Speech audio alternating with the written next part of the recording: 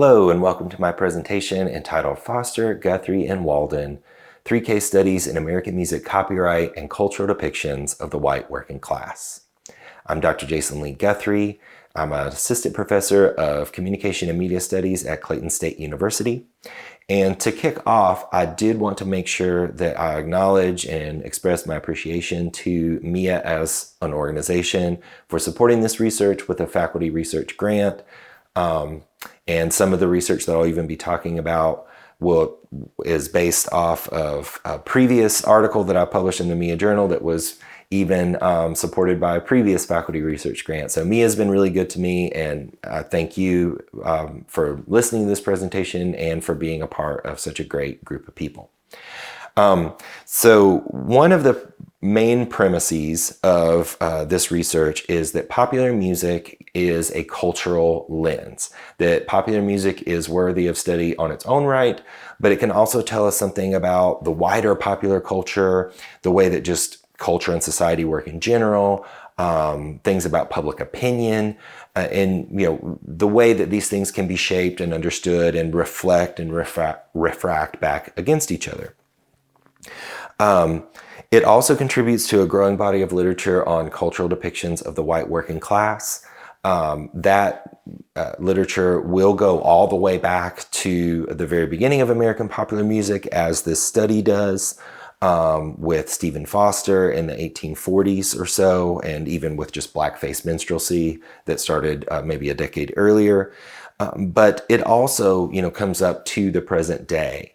So you'll see studies about Scotch-Irish immigrants in Appalachia and the songs that they brought with them, how that music laid the foundation for American folk music, which in many ways was the foundation for what we now call country and Western.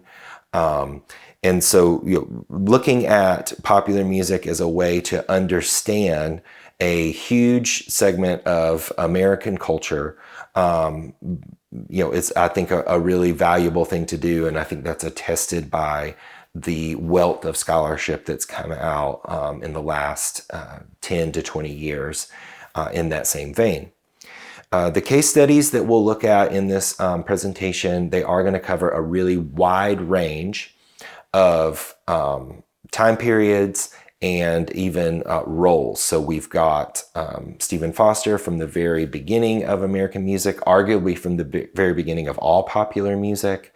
And he was primarily a songwriter. We've got Woody Guthrie, who was sort of in the early 20th century and really part of that phase when the music industry was building, not really a behemoth yet, but on its way. And it's learning to understand new technologies like radio, and new recording technologies and recording formats.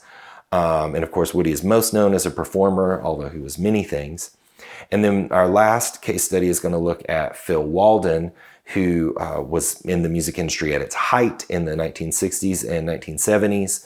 And his career extended until his death in early 2000. But, his peak was kind of also at the music industry peak in the 70s, a little bit in the 80s. And he was, of course, primarily a music executive. So we've got different time periods and different roles to look at. And maybe one of the more surprising theoretical claims of this research is that copyright can take on cultural meaning, and it can really teach us something, and it can really become to mean something larger than just whatever it means in the courtroom. If you think about the ways more recently that a lot of musical artists have publicized their battles over copyright. Look at the way that Taylor Swift has educated her fandom on some pretty intricate specifics about copyright law and her battles over masters, and explaining, why you should listen to Taylor's version. That's not the first instance of that. It goes back decades and even centuries. You might be really surprised to hear one of my favorite little quirks of history about copyright. America was, of course, a pirate nation for the first 100 years of its existence. America didn't recognize foreign copyrights or intellectual property rights at all until 1891, until it wanted other countries to recognize its copyrights. And so, for example, for that first 100-year period, it allowed them to completely rip off, say, Charles Dickens. No royalties were paid to Charles Dickens for any American print of his book, or his many books, I should say. But when the Confederacy split from what we now call the Union, but was really just the legitimate United States, they actually thought it was important enough to, in the first couple of days, as they're making their Constitution and they're figuring out what their laws and all of that's going to be, they actually bucked that dominant trend and recognized the copyrights of foreign nations. It was largely a ploy to get, this is just one little extra thing you could throw in the pot to sweeten it, with Britain, like, hey, we'll recognize your copyright. Everybody else is up there in the North is going to keep ripping you off. And there's a quote that, Southern gentlemen at the time would rather pay 5 times the cost to buy a book legitimately rather than buy a cheaper, pirated version that was printed up north. And so I think that's an interesting example of the way that copyright can come to take cultural meaning. And I do think that this research might also contribute a little bit to our understanding of intersectionality if you think about the white working class as sort of in this middle space in between, where they certainly have a lot more access to cultural agency and to just different forms of cultural power than many minorities, or if we're talking about men versus women, but they also simultaneously have less access than publishing elites, first in New York specifically, and then later, the music industry in New York, LA, and Nashville primarily. And even, the way that Nashville came to be one of the big three along those, I think is, it all sort of fits into this idea of intersectionality, at least on some level. So Stephen Foster. Stephen Foster was the first American to make a living as a full-time songwriter. Oh, Susanna comes out in about 1847, 1848. And at the time, to sell 5,000 copies of sheet music of a song would have been considered a success.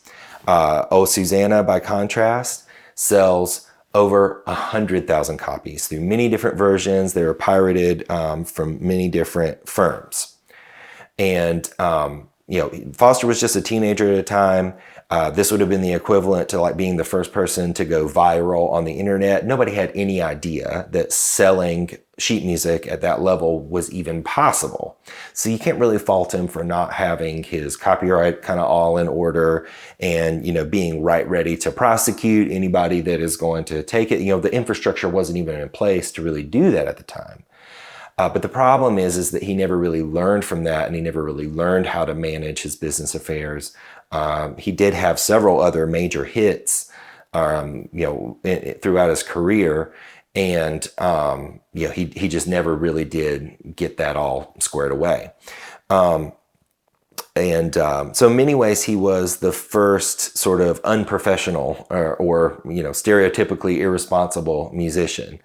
And if you think about that cultural stereotype today, that we just kind of accept that, the more creative you are, the dumber you'll be with money, I would argue that that is something that has historical precedent, but not that necessarily proves that it's true. It actually proves that it's very contingent. It proves that, maybe the very first person in Stephen Foster did that, and it kind of set that tone. But you can also look at a lot of other historical examples. Some of the most talented artists and performers in history have been very shrewd about their business, but yet that stereotype still persists. And why is that? And who benefits from that stereotype? It's all really valid lines of questioning, at least in my opinion. And another thing that I think that this particular historical example shows is the narrative about the industry as inherently exploitive of artists is also historically contingent. Because at first, the publishing industry that was, primarily built on books, sheet music was just an absolute fraction of publishing, especially in America in the 1830s and 40s. when they found out how popular Stephen Foster was, they came knocking on his door. They threw very favorable contracts with him. And even after he repeatedly took advances and didn't send in work and continued to act responsibly, they still stuck with him for years. So they really did go out of their way to do right by him. And it was really his own personal failings that ended up in him, becoming an alcoholic, gambling lots of his money away, leaving his family. That's really what led to his downfall, much more so than, being done dirty by the music industry. And so that mismanagement of those copyright interests, led to a lot of problems for him. As far as the depictions of the white working class in Stephen Foster's music, blackface minstrelsy as a genre preceded him by about a decade and a half. But the version of blackface minstrelsy that started, and it's arguably the very first cultural form to be truly American popular culture. Before that, most of our culture was built on Europe. This is the very first thing to come out of America, and that America exported around the world. But most of it was really targeted towards a lower brow, lower class audience. It was, really ribald humor, and most often performed in like dive bar type thing. Stephen Foster comes in, and he, many American music scholars, the term would be sentimentalized it. So instead of making the really crass jokes about race or dialect or things like that, he made it more palatable for a middle class or even upper middle class audience. The racism was still there, to be sure, but it was just more polite. And so one of the reasons that Stephen Foster is still so popular today is it's really some of the only music certainly from before the Civil War, apart from like our national anthem and the handful of early competitors to be the national anthem, that's still, really memorable, and just the melody is really singable. Songs are still catchy today. And so when copyright comes into play, especially in like the early 20th century, it ended up being some of the only music that was still sort of known among audiences that was in the public domain. And that's why you see so many Stephen Foster songs like Oh Susanna, like Camptown Races, being used in, for instance, Looney Tune cartoons, because it was free for Warner Brothers to use those because they were in the public domain. Woody Guthrie. As I mentioned, primarily known as a performer, less known for his print and radio journalism. He was a regular columnist in The People's World, for example, the most prolific American communist newspaper of the mid-20th century. Also a very prolific visual artist, very talented painter, and of course an activist in many political causes. If you had to pick a single artist that would be most identified with the white working class, I think Woody Guthrie would be right at the top of that list with his blue-collar working class ethos. While he did have an early ambivalence to copyright, which is probably not surprising to a lot of people, right? You wouldn't think of Woody Guthrie as somebody who would be, kind of a shark about, hey, I own that, you can't play that. He actually evolved quite a bit and learned quite a bit about it over his career. Some of the recent research that I've done, and that will make an appearance as I work on the article version of this paper, shows that there's this one quote from early in his career where he kind of seemed to really bash copyright. And interestingly, in the early days of the internet, in the early 2000s, that quote got kind of picked up. It was posted on a Creative Commons blog, and it sort of became not necessarily viral, but widely cited among scholars who wanted to emphasize the free flow of information and, what the public domain and the internet might have for society. But unfortunately, in citing that quote for about the last 15 years, maybe even longer, the context was completely wrong, and many of the scholars that cited that quote, even in major books, even in books published by Oxford University Press, didn't even bother to cite it accurately. So I was actually able to find the original source for that quote at the Woody Guthrie Center in Tulsa, Oklahoma, and provide that context. And as I mentioned, some of that will come out in this research.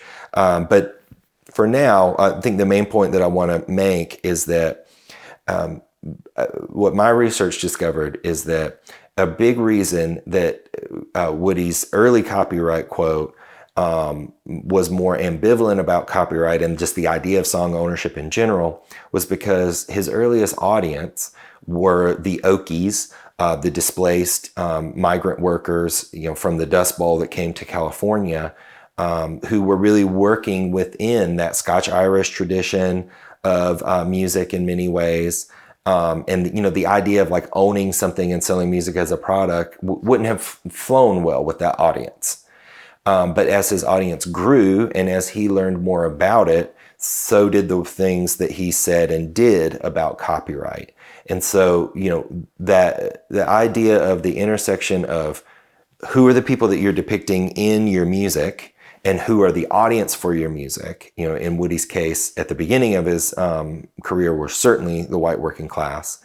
What that said about what he could say about copyright was one thing. But as that audience changed, then also, the sort of ownership that he could assert changed as well.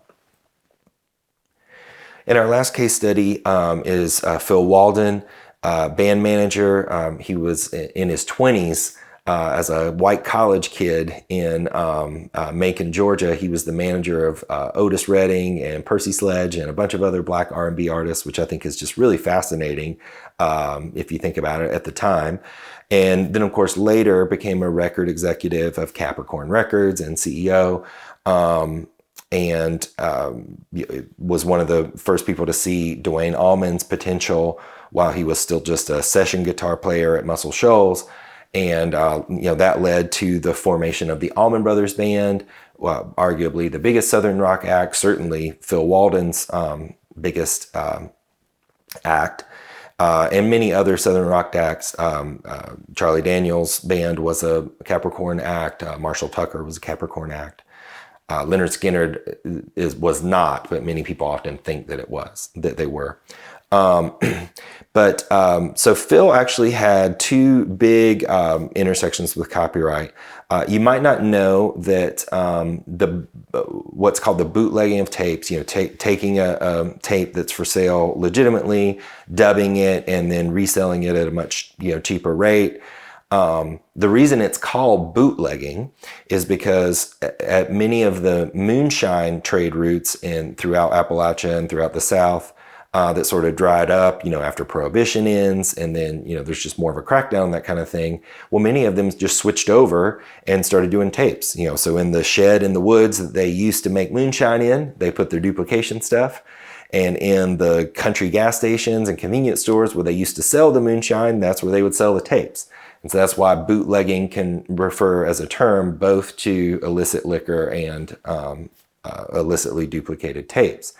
And so Phil saw that as a big problem that was cutting into his profits specifically.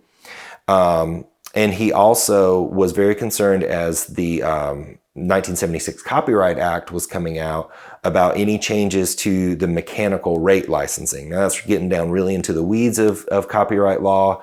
But the rate was likely to go up and that was going to make records more expensive, and he was concerned about that. And so he actually used his connections, especially through Jimmy Carter, who he supported for president, and they were actually close friends, to have direct lobbying impact on the 1976 Copyright Act. And in my research, I was actually able to find a set of unpublished paperwork that was abandoned when Capricorn Records went bankrupt in 1979. They had all these memos between Walden and actual sitting senators at the time where he was expressing his concerns about piracy and mechanical rates and just copyright reform in general. And so I think that is really interesting. And, of course, Southern rock, if any subgenre has ever been specifically targeted at the white working class, surely that is it. And so just exploring those connections. So, we talked about some of the romantic notions of class and race. The shrewdness of the discourse, I think, is really interesting, to see how these artists and professionals were expected to act Southern and sound Southern as part of their genre identity, and how they used that and sort of played up that stereotype, in some ways for their advantage. All of these figures learned more about copyright as their careers progress. I mentioned this idea of intersectionality, of being less privileged than industry elites and more privileged than say women and minorities. And so I'd love to hear your feedback. I do have a possible title for the paper, in Poor Man's Copyright. And then, of course, there'd be some kind of subtitle after that. So this is just something I'll be working on over the next couple months, and I hope to submit to the MIA Journal hopefully later this year.